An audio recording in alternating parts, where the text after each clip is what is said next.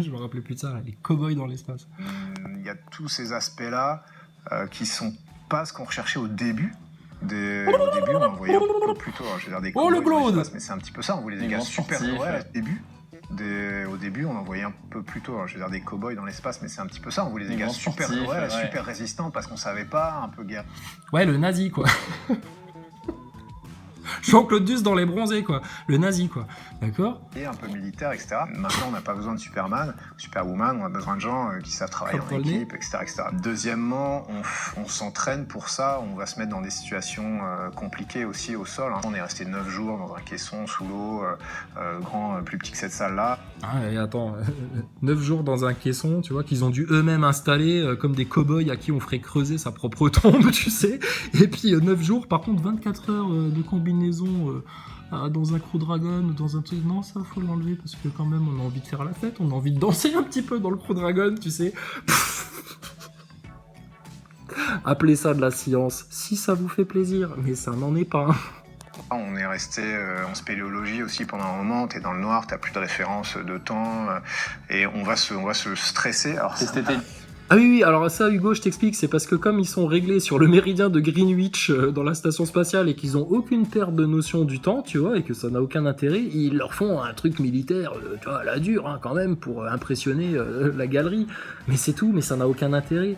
Par contre, leur apprendre comment bien pousser le petit sac de caca dans les WC avec le bâton pousse-crotte, alors là, ça, il n'y a pas de protocole pour ça, hein, là, il n'y a pas d'entraînement. Hein.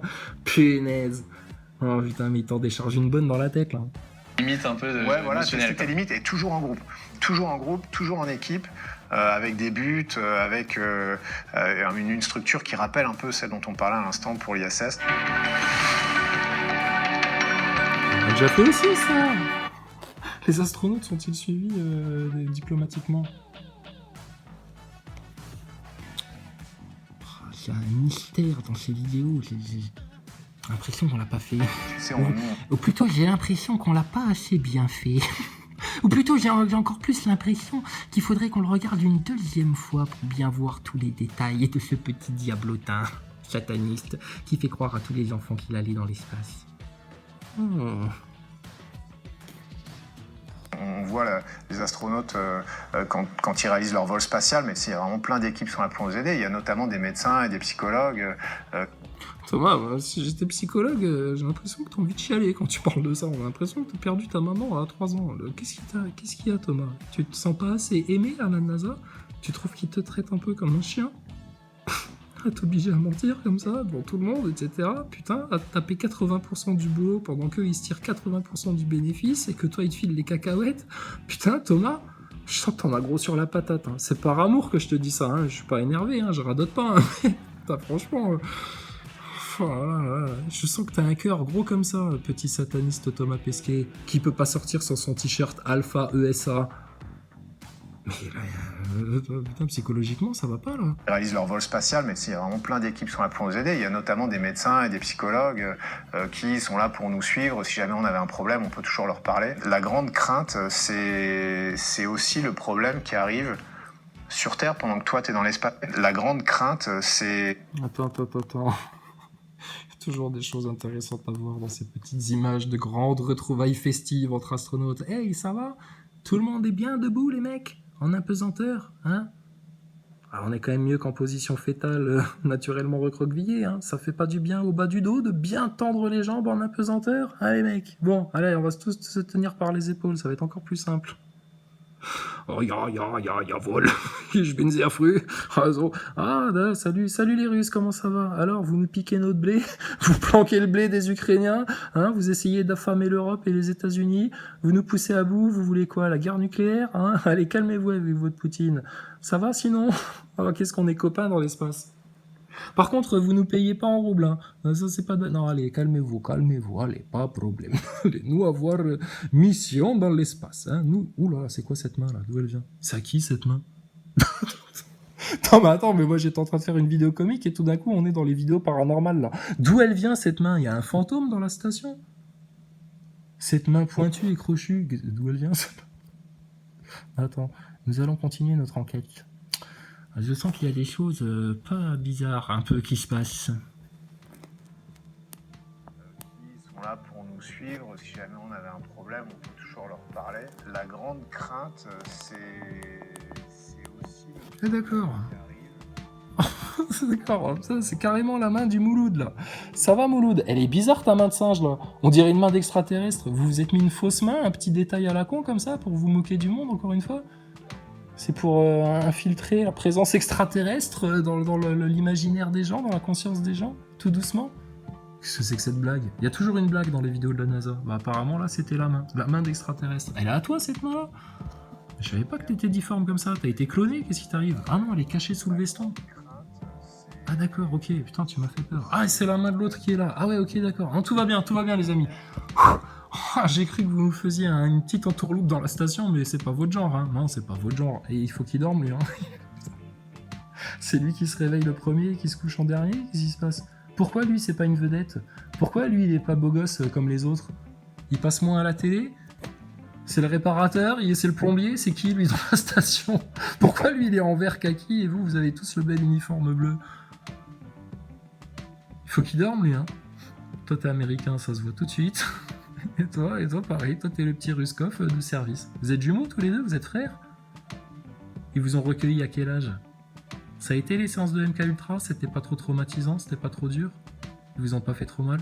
Vous voulez qu'on en parle? Vous voulez déposer plainte? On a une excellente police en France. Ah, ils reçoivent toutes les plaintes. Même des gens qui viennent se plaindre parce qu'on leur a injecté un sale truc. Voilà, les petits garagistes de l'espace. Ça va, Jean-Eudes? T'es bien, là? Putain. Non, mais c'est les astronautes, hein, on a le droit. Donc, je vous rassure, ceci n'est pas une main extraterrestre. Hein. Par contre, ceci est un iPad. Hein. Ça va se demander ce qu'ils foutent avec autant de PC, parce que, effectivement, la tablette, ça existe depuis longtemps, hein, les mecs dans l'espace. Sinon, ça va, c'est pas trop dur, les jambes tendues, comme ça, en apesanteur? Toi, tu plies les genoux un petit peu, ça va? Bon, tant que le harnais vous fait pas trop mal, tout va bien. Et donc, la grande crainte, Thomas Pesquet, c'est quoi? Se dire, bah voilà, il y a vraiment des médecins et des psychologues qui sont là pour nous suivre. Si jamais on avait un problème, on peut toujours leur parler. La grande crainte, c'est... Alors, la question est, parce que la grande crainte, c'est qu'on paye des choses totalement inutiles, en cette période de grandes restrictions écologico-carbonifères. Thomas Pesquet, les psychologues là, qui sont H24 à la NASA, si jamais vous avez besoin de parler, que ça va pas bien, que vous êtes constipé ou je sais pas quoi, donc ils sont payés, je pense, à un salaire très, très bien. Et vous vous en servez des fois? Thomas Pesquet, toi, tu as eu recours au psychologue que te paye le CNES combien de fois durant tes 2 missions? Combien de fois tu as eu besoin de prendre ton téléphone, ou ta télé, ou ton Twitter, là, pour appeler un psychologue au sol, et puis lui dire bon, ça va pas trop bien, etc. Imagine, au moment crucial, tu sais, où Thomas, il est en train de faire un déblocage psycho-émotionnel, tu sais, il est là, il dit, oui, je crois que tout ça, ça remonte... à ce jour où je suis sorti du lycée, où un homme m'a approché et ça a été mon mentor quelque part, et là tout d'un coup, ah désolé, je passe derrière le globe, la communication va être interrompue, madame la psychologue, on peut se rappeler d'ici 16 heures. Ah. Et là la psy elle se dit, merde, on avait fait un si bon chemin depuis 1 heure. On n'a pas pu finir la séance. C'est con, hein. Ah rien, il y a vol. Bon, putain. Ils appellent des psychologues. Alors, Thomas Pesquet, la question est, et puis les NASA Boys, vous pouvez répondre, hein, vu qu'apparemment vous savez tout. C'est bien pour ça que vous avez pris 4 doses de sucre dans le café, bien entendu. Combien de fois Thomas Pesquet a-t-il eu recours au service des psychologues de la NASA? Parce que Mamour lui manquait, parce que ça allait pas bien. Parce que... je sais pas. Trop de caca dans des sacs plastiques. Ah, qu'est-ce qu'on rigole dans la station. Ah, on est vraiment une bande de joyeux copains. C'est super dans l'espace. Ah, ça va les mecs, tout sourire. C'est une série télé, plus belle la vie. En incrustation. Regarde, on dirait que sa tête, elle est pas sur son corps. Lui, il y a des bugs dans les images. Je te dis, putain, analysez ça, les NASA Boys. Finissez-les, sérieux. Ils sont entre vos dents, là. Vous osez pas les croquer. Vous avez peur de vous faire mal. C'est aussi le problème qui arrive sur Terre pendant que toi t'es dans l'espace, et de se dire bah ouais, il va se passer un truc horrible, un gros coup dur, et là t'es pas là, quoi. Comme quoi, Thomas Pesquet? Attends. Qu'est-ce qui pourrait se passer sur Terre, un gros coup dur, et que toi t'es pas là? Un truc personnel, familial, ou un truc qui concerne tous les terriens, genre une guerre qui se déclenche, une famine qui s'organise, ou une campagne de dépopulation par injection qui se met en place, ou la destruction organisée de la nature qui se déroule sous nos pieds. Il y a de la détresse dans ton regard, là, Thomas.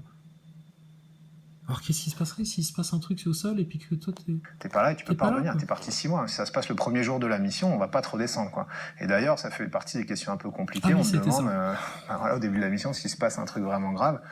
Alors voilà, et là, Thomas Pesquet, il se gratte le nez et puis il a envie de rigoler parce que là, il est en train de raconter un bobard et puis comme tout bon menteur, des fois, il a envie de se marrer, tu vois. Et puis, là, il est en train de se dire...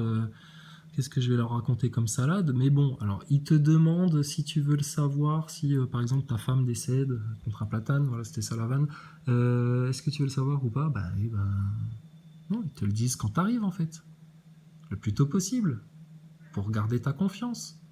Et puis pour rien te cacher. Et puis parce qu'ils sont pas débiles et qu'ils ont des psychologues au sol et qu'entre psychologues, ils savent très bien à quel moment il va falloir te l'annoncer. Donc Thomas, arrête de te faire passer pour un mec libre. T'es pas libre. Toi, t'es un esclave, un vrai esclave. Aris, là, je sais pas quoi. Tu veux voir un esclave? C'est ça, un esclave. Ça, c'est un esclave. Un esclave du satanisme, un esclave de ses mensonges, un esclave de ses illusions, un esclave de sa culpabilité, un esclave de son incompétence, un esclave de ses contradictions, un esclave de ses mensonges, un esclave de son déguisement, un esclave de sa faute. Un truc vraiment pas terrible. Comment tu veux le savoir? Comment tu veux être informé? Déjà, est-ce que tu veux qu'on te le dise? Tu te prépares pour une sortie extravéhiculaire. Et pourquoi vous demandez à Thomas Pesquet? C'est un excellent communicant, c'est pour ça que vous l'avez embauché. C'est pas un acrobate ni un psychologue, donc c'est pas à lui qu'il faut demander tu veux qu'on te le dise à quelle heure, etc. Ah non, c'est les psychologues en fait qui se disent ok, puis à la limite vous lui demandez un petit peu, mais voilà. Mais arrêtez tout là, ça c'est nappe, ça c'est Thomas Pesquet en train de te raconter du blues. T'es en train d'enfiler ton scaphandre pour être dehors 7 heures dans le vide de l'espace, t'as envie d'avoir la mauvaise nouvelle à ce moment-là ou d'attendre... Et c'est ça qu'ils te demandent les psychologues de la NASA. Alors Thomas Pesquet, imagine, t'es en train de monter dans ton scaphandre, là, dans ta mini station spatiale, là, et puis t'es prêt à aller dans le grand vide, dans le grand froid, à faire le saut ultime, mais bon, apparemment pour toi c'est un manège et tu te sens en parfaite sécurité, donc tout va bien. Tu serais apte à ce qu'on te... divulgue une sale information, genre la mort d'un proche ou une guerre mondiale qui vient de s'ouvrir, etc., juste avant que tu fasses ta sortie spatiale, ou tu préfères qu'on attende que tu sois aux chiottes, ou le soir, quand tu fais ta toilette, que tu prends ta douche dans la station web? Parce qu'une fois en conférence, il avait dit, oui, après une sortie extravéhiculaire, j'aime bien aller prendre une bonne douche, parce que, voilà, ah bon, dans la station, tu vas prendre une bonne douche? Oui, quand tu sors de 3 heures de sortie extravéhiculaire au fond d'une piscine, à bouger ta combinaison et à transpirer, là, oui, là, tu prends une bonne douche. Oui. Après la piscine, tu prends une bonne douche, Thomas. Mais pas quand tu es dans l'espace, dans la station spatiale. Hein. Alors, tu te fais une bonne lingette. Une bonne lingette partie. Mais tu te fais pas une bonne douche, hein, Gogol. Ouais, c'est un jeu gratuit, là, j'avoue. Excuse-moi, Thomas. Tomate. Alors, donc, à quel moment on te le dit, hein? Avant une sortie extravéhiculaire ou tu préfères quand tu reviens et tout ça? Ils savent très bien à quel moment te le dire. Regarde, la preuve, comment ça se passe dans les films. Allez, Houston. Oui. La femme de Neil Armstrong est morte dans un accident de voiture. Elle s'est fracassée contre un platane à 28 000 km/h. 28 000 km/h, vous êtes sûr? Ah non, pardon, je racontais à 80 km/h. J'ai bugué, monsieur. Okay. Vous croyez qu'il faut qu'on lui annonce maintenant? Attendez voir. Non, il est sur le point d'exercer une sortie extravéhiculaire. Je pense qu'il faut attendre le retour. On lui dira plus tard. Hein. Surtout pas un mot, etc. Puis quand il revient, tu sais, grand moment hollywoodien, le mec il revient de sa mission, tu sais, il a réussi et tout. Bon, il a perdu un panneau thermique peut-être, mais bon, il a su le remplacer par un sac de rangement attaché de manière correcte. Donc tout va bien. Et donc il revient dans la capsule, tu sais, dans la station. Puis là, c'est le soir, il se repose, il est en train de jouer du saxophone, tranquille et tout. Le chef, il l'appelle, parce qu'ils sont H24, hein, les mecs, hein, c'est pas 8h, 18h, hein, attention, t'es dans l'espace, là. Faut surveiller, quand même. Les radars, les projectiles, les boulons, etc., tu vois. Et donc, Thomas. Thomas.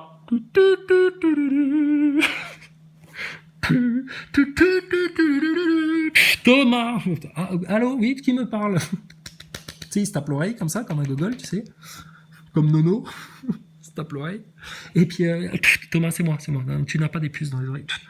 Thomas, tu as réalisé une grande mission aujourd'hui. Je tenais à te féliciter. Ah, welcome on board. Merci, chef, welcome on board. Et je tenais à te dire, Thomas, vraiment, tu es un exemple. Je pense qu'on va te passer capitaine pour le dernier mois que tu passeras dans la station. C'est mérité. Voilà, félicitations Thomas, et vraiment je suis très fier de toi dans cette mission. Par contre Thomas, j'ai une mauvaise nouvelle à t'annoncer. Je te le dis en ami, je te le dis avec vraiment toute l'émotion du cœur, toute la sincérité. Anne Motet t'a remplacé par un flat Thomas en carton dans son lit. Et elle te trompe avec Thomas. Fallait que je te le dise, putain, fallait que je te le dise. D'accord. Thomas, c'est Forrest Gump, tu sais. D'accord.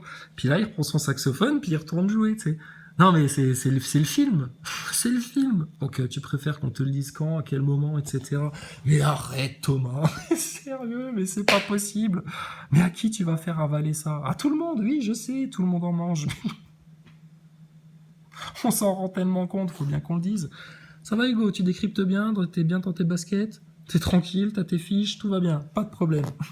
Tout est relax, quoi. Allez, qu'est-ce qui passe? Un plan cul avec mes... Tu me dégages avec ça, toi, t'es ouf ou quoi? Au moment où tu reviens, on se prépare à toutes les éventualités. Malheureusement, celle-là, c'est aussi une éventualité qu'on a en tête. Voilà, bon. Alors, ça ressemble à quoi? Une sortie hors de la station? De l'astronaute, tu sais, le casque, le scaphandre, etc. Et c'est un peu le rêve dans le rêve, parce que d'être dans la station, c'est super, mais d'être dehors, c'est encore plus. Ah oui, dehors, c'est encore plus mieux. Tu passes bien, tu prends encore plus de risques. La moindre petite particule, graine de sable, mini caillou, quoi que ce soit, vu les vitesses auxquelles vous progressez, là. Alors, question. Ton aquarium, là, ton bocal devant ta tronche, là, ça a l'air d'être du verre vachement épais, dis donc. C'est blindé, ça? Non, c'est pas... D'accord. La lampe de poche, c'est blindé? Non? La caméra, là, c'est blindé? Au cas où tu te prends une micro caillasse, là, qui... à 28 000 km/h, là, tu la vois même pas venir. À vitesse relative, hein, rappelle-toi, Thomas Pesquet, vitesse relative.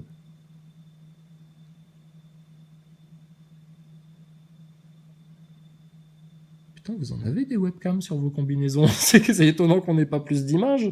C'est quand même fou, ça. Donc ça, c'est blindé, ça. Sinon, là, derrière ton écusson, le tissu, c'est blindé. Ça fait combien d'épaisseur? C'est quoi comme matériau? Oui, je sais, on connaît ça, leur blindage. 28 000 km/h. Il n'y a rien sur Terre qui est capable de stopper un projectile à 7500 km/h, le railgun. Donc à 28 000 km/h, qu'est-ce que c'est comme revêtement pour les protéger d'une caillasse, d'un truc et d'un machin? Quand Thomas Pesquet ose dire à plusieurs reprises, en plus en interview, quand on met la combinaison, c'est comme si on rentrait un peu dans une armure. Il l'a dit à plusieurs reprises, ça, comme une armure. Ah bon, une armure? En tissu. Honnêtement, je te mets un coup d'épée, même pas aiguisé, là, dans le bras, t'as mal. Donc, une petite caillasse, un petit boulon, une petite merde, une micro-vis, n'importe quoi, à 28 000 km/h. Après, pour les radiations, bah écoute, si ça vous protège, tant mieux. C'est à se demander pourquoi à Tchernobyl et puis je sais pas où, les pauvres Ukrainiens, là, vous pensez aux Ukrainiens? Pourquoi vous leur envoyez pas des combinaisons de cosmonautes pour qu'ils puissent travailler tranquille dans la station nucléaire, là, sous le dôme là, de ciment? Hein, pour qu'ils puissent dépolluer tranquille, sans se prendre trop de radiation, comme s'ils étaient astronautes dans l'espace. Pourquoi la NASA, elle offre pas des combinaisons aux Ukrainiens un petit peu? La NASA, le CNES, ils pourraient quand même offrir des combinaisons aux Ukrainiens pour qu'ils puissent gérer leur catastrophe nucléaire. Vous voulez faire partie de l'Europe, les Ukrainiens? Bah, vu que l'autre, il fait de la mendicité agressive, là, faut qu'on lui donne une idée à Zelensky, le cocaïnomane. Oh mec, là, pour bien faire peur aux Européens là, sur le danger nucléaire russe, Zelensky, écoute-nous, chien, clébard des satanistes et des francs-maçons, voilà, la petite travestie, là, viens voir. Il faut que tu réclames à l'Europe, hein, tu écris, tu adresses ta demande à Ursula, hein, Ursula Leyen. Hein, écris bien Leyen, hein, sinon parce qu'il y a plusieurs Ursula au Parlement européen là. Alors Ursula Leyen, et tu lui demandes des combinaisons d'astronautes pour pallier aux éventuels dangers nucléaires parce que tu as estimé que c'était le top du top au monde pour se protéger des radiations. D'accord? Je veux que tu exiges, Zelensky, des combinaisons de cosmonautes là à l'Europe. Si tu fais pas ça, t'es un tocard et tu vas te faire écraser la gueule. Enfin, vas-y, cocaïnomane, amuse-toi. Donc tout ça c'est blindé, donc contre les radiations, etc. D'accord.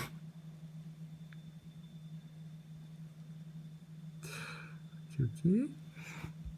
Donc c'est une armure, c'est le vol ultime, c'est le truc top dans le truc top, c'est génial, c'est super cool. Rêve dans le rêve, parce que c'est le rêve dans le rêve, mais alors c'est un rêve sans aucune étoile, hein, parce que Thomas Pesquet a allumé sa lampe de poche. Il n'aurait pas allumé sa lampe de poche, les étoiles, tu les voyais. Mais ça, c'est les lumières relatives dans la physique optique des NASA Boys. Hein. Bon, ça existe que dans leur tête. Hein. Mais bon, alors, il a allumé sa lampe de poche, du coup, tu vois plus les étoiles derrière. Terminé. C'est con, hein, mais bon.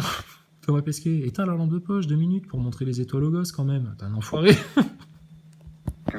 Ils demandent ça, les enfants. Alors, vous voyez les étoiles, vous voyez la Lune depuis l'espace, c'est comment, etc. Les questions d'enfants, ça les fracasse. C'est pour ça que maintenant, ils ont pris le pli dans les écoles, etc. Les questions sont préparées et les gosses, ils viennent et ils lisent les questions que le professeur leur a données. Hein, le même qui leur a dit de bien porter leur masque au-dessus du nez. Les grands neuneux, là. Et ils lisent leurs questions.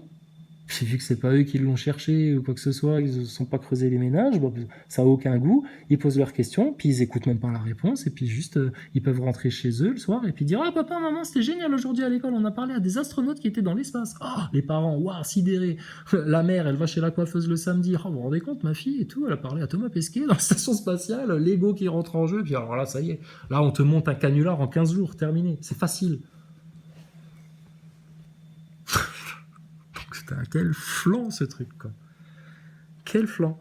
Mais alors, les questions d'enfants qui se posent des questions et qui posent des questions, genre, monsieur Thomas Pesquet, qu'est-ce qui se passe si jamais quelqu'un meurt dans la station?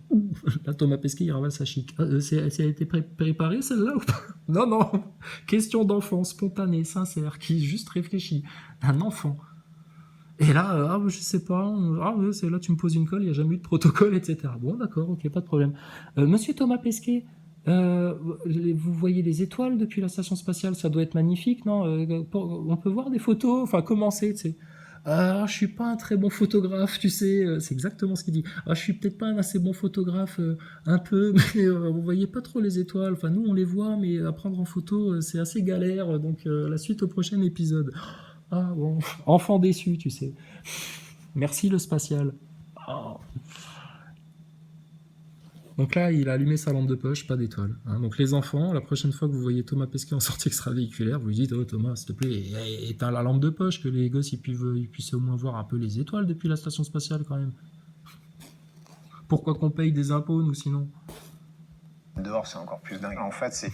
Tu sais, c'est comme la dame qui allait voir Blanquer, là, elle l'a chopé dans la rue, là, je sais pas quoi, puis elle a dit: ouais, monsieur Blanquer, venez voir ici, tu sais. Alors l'autre, il avait son béret sur la tête, tu sais, il voulait faire franchouillard le jour-là. Après avoir joué au boxeur dans la cour d'école pendant le Covid, avec les masques, là, tu sais, les gogoleries de Blanquer, le boxeur.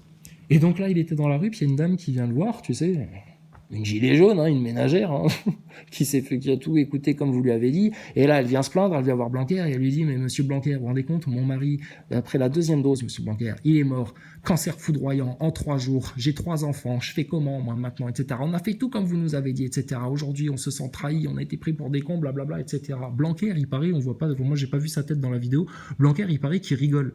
Et d'ailleurs, forcément, il doit avoir un rictus de canard, excuse-moi, chaque fois je me trompe, parce que la dame en face, comment elle réagit, elle dit: mais attendez, mais vous rigolez en plus, etc. Ça vous fait rire, mais je vous déteste, vous et Macron, je vous déteste. Mais tu te rends compte? Et si ça se trouve, elle a été quand même votée Macron parce que les médias l'ont encore réussi à la voir de ce côté-là. Je sais pas, on sait pas. Mais putain, mais tu te rends compte? Comment le peuple vous dégueule? Et pendant ce temps-là, vous faites de la merde au Stade de France pour installer l'identité numérique, mais bah ce sera pour toi, hein, pas pour nous. Si tu as envie de jouer à ça, vas-y, amuse-toi avec ta technologie de débile, là. Mais voilà. Et puis, alors, vous foirez un truc au Stade de France, vous faites de la merde avec les Ukrainiens et les Russes, vous foutez le pays à feu et à sang. Enfin, mais c'est le chaos organisé. Le chaos voulu, le chaos volontaire, le chaos planifié. Et vous allez dire qu'ils sont juste incompétents, un peu cons, etc. Mais ils sont sacrément sales et pervers surtout. Parce que quand une femme vient lui dire: j'ai fait tout comme tu m'as dit, et mon mari, cancer foudroyant en 3 jours, et maintenant je suis comme une conne avec 3 gosses, etc. Et c'est la merde, et votre carburant et votre Ukraine, etc. Vous commencez à nous faire chier. Sérieux, Blanquer, il rigole en face d'elle? Ah oui, là je radote, hein, je redis les mêmes choses que dans les vidéos précédentes. Mais parce que j'ai l'impression que les gens ils se rendent pas compte en fait. Mais il aurait mérité de se prendre un pain dans les dents. Mais Les Français ne le font pas. Et franchement, bravo, bravo. Par contre, dites-leur leur cas de vérité bien dans la gueule, et si tu peux lui postillonner dans les yeux au passage, ne te gêne pas. Hein, puis après, tu lui diras, ça va, je vous ai pas trop transmis le Covid, vous auriez préféré que je mette mon masque, connard. Canard. À chaque fois, je me trompe. Putain, j'ai vraiment le syndrome Gilles de la Tourette. Excuse-moi, Thomas. Donc, mais sérieux. Bon, on en était où, Thomas? Qu'est-ce que tu nous racontes encore, toi? On a autre chose à discuter que tes fourberies de scapin de l'espace, là. Ça suffit maintenant. Rêve dans le rêve, parce Le que temps dans la qu'on station, perd, c'est super. le temps qu'on perd, comme à l'époque des Gilets jaunes, où il fallait expliquer à toute la gogolerie idolâtre Gilets jaunes qui voulaient des frigos bien remplis et puis le prix du carburant moins cher. 4 ans après, t'es content du résultat? C'est bon? T'as eu ce que tu voulais? Il est où, Maxime Nicole, là, Eric Drouet, là, tes anti-complotistes, là, la grand-graine là, des Gilets jaunes, ils sont où, là? Bon, et puis les idolâtres, et puis on perdait notre temps à devoir expliquer ça pour juste faire ce qu'il y avait à faire. Mais bon, pareil. Et là, avec la NASA, Picouze, Nouvel Ordre Mondial, on est un peu plus dans la cour des grands, là, tu vois, mais là, pareil, il faudrait surtout pas en parler, parce que ça plaît pas à certains qui ont la grosse tête dans la sphère complotiste française. Amusez-vous avec vos égos. Dehors, c'est encore plus dingue. En fait, c'est énormément de préparation. Quand tu sors de la station, tu vas t'exposer à du risque, en fait. Le risque, Bon, c'est on quoi? avait déjà fait C'est ça. évidemment, il y a pas de, c'est le vide à l'extérieur de la station. Alors, Il n'y a c'est pas de quoi respirer. oui, il n'y a pas de quoi respirer, vous faites huit de la tête, etc. Mais putain, vous avez tendance à l'oublier, le vide, putain, c'est le vide. C'est le vide. Donc ton canard d'armes, il y a quoi dedans? C'est le vide. Les contraintes, etc. Comment c'est possible qu'il y ait eu un trou dans la station pendant plusieurs jours, je crois même qu'ils avaient dit semaines. Un trou entre l'intérieur à un bar et l'extérieur à zéro. Et le vide absolu. Et quand ils ont trouvé le trou, grâce à un sachet de thé, parce qu'ils ne savaient pas où était le trou, mais ils sentaient qu'il y avait une fuite, ils sentaient que il y avait un trou d'air là, donc ils ont ouvert un sachet de thé, ils ont vu où les feuilles avaient l'air d'être aspirées. Ah bon, donc ça vous aspirait l'air de l'intérieur alors? Et ça n'a pas pété un bon coup là. Putain, je sais pas, moi je fais un trou avec une toute petite aiguille dans un ballon, il y a des chances que ça pète quand même.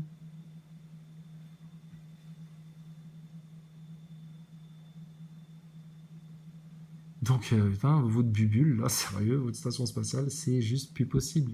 Excusez-nous de vous annoncer solennellement, fraternellement et officiellement que le tour de magie ne fonctionne plus sur nous, en fait. Ça ne fonctionne plus, ça ne marche plus. Nous, on a vu, on a compris, d'accord? Donc, on vous le dit, c'est une arnaque. Thomas Pesquet, etc., si ça vous amuse de continuer à prendre les gens pour des cons avec ça, et puis de les tromper, et puis de vous vouer à l'enfer à cause de ça, parce que vous êtes en train de servir d'autres plans encore plus malsains, machiavéliques, qui vont venir prendre les enfants, les arrière-petits-enfants, et tout ça, dans ce tas de merde-là, si on vous laisse faire, franchement, t'iras en enfer, c'est tout. T'iras en enfer. Ça, c'est un... Et donc, ça ne fonctionne plus sur nous. Ça, c'est un mensonge, on l'a vu, on l'a compris. C'est tout, d'accord? Donc, tu gardes tes insultes, tes colibés, ta haine de vivre, ce que tu veux, là, jusqu'à ta mort, même si tu veux. Et puis, ben, excuse-nous d'avoir eu vent de la vérité. Et pourquoi ils auraient menti? Pose pas de questions. Pourquoi tu poses des questions? On t'en pose, nous, des questions? Pourquoi ils t'auraient menti? Va leur demander.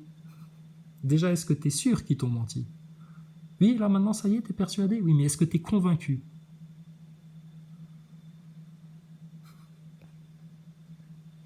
Va leur demander. Vous oserez jamais. Vous osez même pas parler à vos oppresseurs. C'est à ça qu'on reconnaît les esclaves. Ils ont même plus besoin de vous mettre un masque sur la gueule. Vous osez rien leur dire. Vous êtes au spectacle complotiste, au spectacle médiatique, au spectacle des sujets d'actualité, au spectacle de ça. Mais vous vous taisez en fait.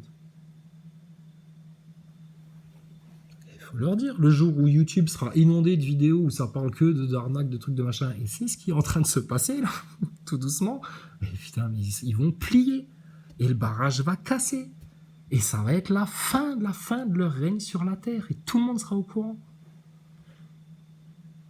Bah oui, c'est vite fait le tour d'un globe. T'inquiète pas. Les écarts de température sont extrêmes. En fait, t'as pas l'atmosphère. Les écarts de température extrême, mais on avait déjà parlé de cette partie-là. Alors, les écarts de température extrême, qu'est-ce que tu peux dire à un NASA Boy? Des combinaisons, comment elles sont gérées? Ah oui, alors les NASA Boy, on vous entend plus là d'ailleurs. Ils sont où les plans des combinaisons des astronautes là? Le circuit interne des gestions de fluides là? Hein? Le chaud, le froid, comment c'est géré, à quel moment la combinaison elle sait qu'elle est au soleil, à quel moment elle sait qu'elle est à l'ombre, à quel moment elle sait qu'elle doit envoyer du chaud dans les jambes ou du froid dans le dos, comment c'est géré ça? C'est quoi le système là? Parce que les plans qu'on a vus, c'était le chauffage au sol, hein. Rien à voir, hein. Bidon. Hein. Donc ça fonctionne pas votre truc. Putain les NASA Boys, vous avez fait de la science, du truc technique, etc. Mais non, vous vous êtes fait à voir.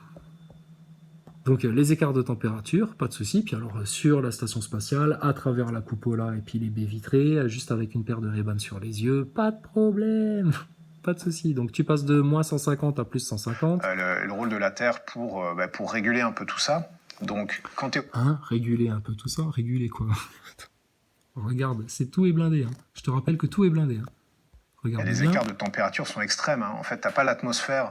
Le rôle de la Terre pour réguler un peu tout ça. Donc, tout ça c'est blindé, soleil, les petits bonhommes et tout est blindé.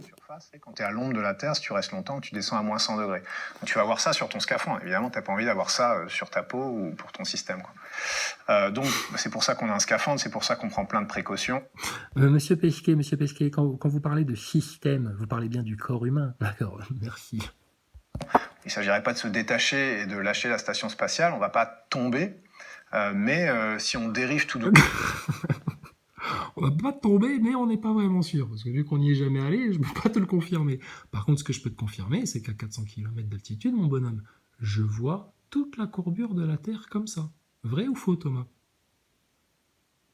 Est-ce qu'on pourrait poser la question à Thomas Pesquet? Vous lui mettez l'image là et vous lui dites, Thomas Pesquet, alors depuis l'espace, vous voyez la Terre, enfin la courbure de la Terre comme ça et tout.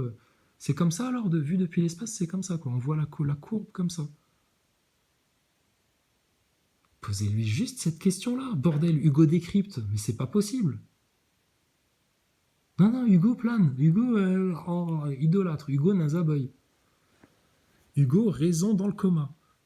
Et picousé sûrement 3 fois. Hein, Hugo? T'as pris combien de fois? Enfin, je sais pas, parce qu'apparemment, il y a un grand truc qui sort, là. Il y aurait tellement de vedettes, de sportifs, de millionnaires, de chefs d'entreprise, de milliardaires qui se seraient achetés tous des faux passes. Ah bah oui, ça coûte du pognon, hein. C'est pas Brigitte la pauvre, infirmière, aide-soignante ou je sais pas quoi qui peut se payer ça.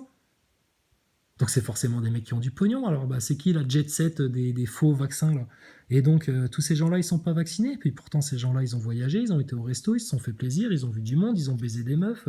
Tout s'est bien passé pour eux.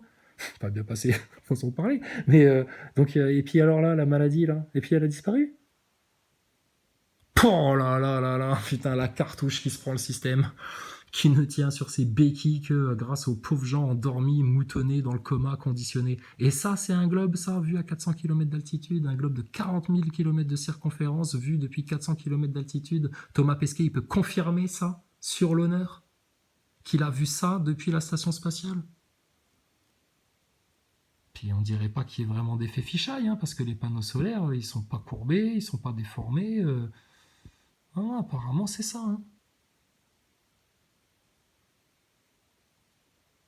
Donc on n'est pas face au plus grand mensonge de l'histoire contemporaine, là. C'est énorme, ça. Vous mettez fin à ça, votre système, nouvel ordre mondial, sataniste, pédophile, etc., il est à genoux devant vous et vous serez souverain sur Terre. Vous aurez arraché l'œil au-dessus de la pyramide, le top de leur système. Dans la non-violence, dans la raison, la science, la rigueur, la paix, l'intelligence, ils sont morts. Et là, ils n'ont plus le temps, c'est en train de fuiter de tous les côtés. Là, leur picouse, leur guerre en Ukraine, l'Europe, leur truc, leur machin. Putain, les gens se réveillent. Et le réveil, ça va être proportionnel. Et c'est une course contre la montre, parce que eux, pour arrêter ça, il faut qu'il y ait une stratégie du choc, là. Soit une guerre, soit une nouvelle pandémie, soit un nouveau truc. Mais ils sentent bien qu'ils sont un peu cramés, etc. Le finish, là, t'as trop de suspense. Ah, il est bien le film, hein. Franchement, le Seigneur nous a gâtés. Hein. En tout cas, ça c'était la partie effets spéciaux de la production, ça, hein. Clair et net. Non. Il n'y a rien qui va nous arrêter, donc on va dériver tout doucement, Alors, oui, précaution. Il ne s'agirait pas de se détacher et de lâcher la station spatiale, on ne va pas tomber, mais... Bon, ça y est, on y vient. Alors jusque-là, maintenant, c'était du radotage. C'est exactement les épisodes d'avant. Ça y est, là, maintenant, c'est la suite. D'accord ? Maintenant, la suite.